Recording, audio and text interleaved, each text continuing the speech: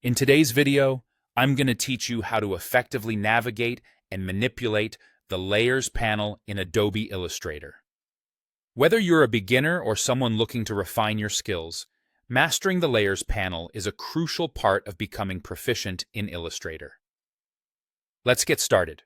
First things first, let's open the Layers panel. If you're using a Mac, you can do this swiftly by pressing Command and Y. For Windows users, the shortcut is Control and Y. Alternatively, you can simply click on the Layers icon in the toolbar, a convenient option if you prefer to steer clear of shortcuts for now. Once the panel is open, you'll notice that it displays all the artboards currently in your document. A neat tip here is that when you double-click on any artboard within this panel, it will isolate that specific artboard and show only the layers within it, keeping things neat and focused. Now, onto grouping objects or layers, which is super handy for organizing your work. You can multi-select objects by clicking while holding down the Shift key or by dragging to select multiple objects. Once selected, a right-click will provide the option to group these objects together, or you can use the provided shortcut for speed.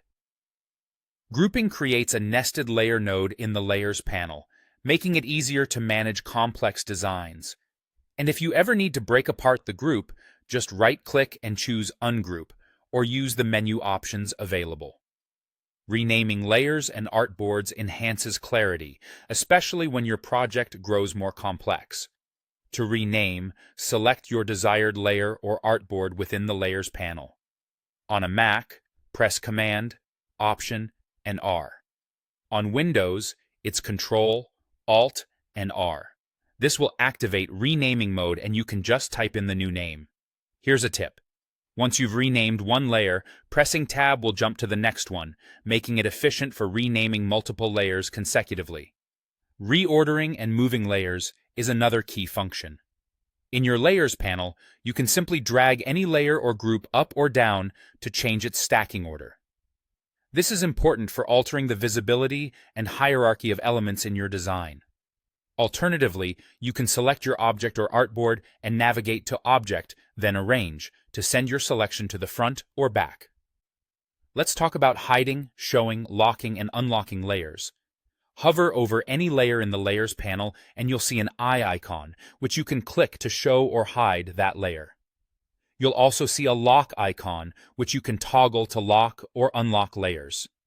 Hidden layers will not display on your artboard, providing a cleaner workspace, while locked layers prevent any accidental edits or moves.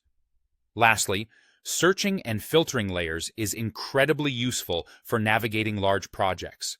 In the Layers panel, you can search by the layer name or apply filters to sort by type, be it text, shapes, or images. This facilitates faster navigation and helps you hone in on specific elements without the hassle. That wraps up our guide on navigating the Layers panel in Illustrator. Practice these steps and you'll be improving your workflow in no time. Thanks for watching and happy designing.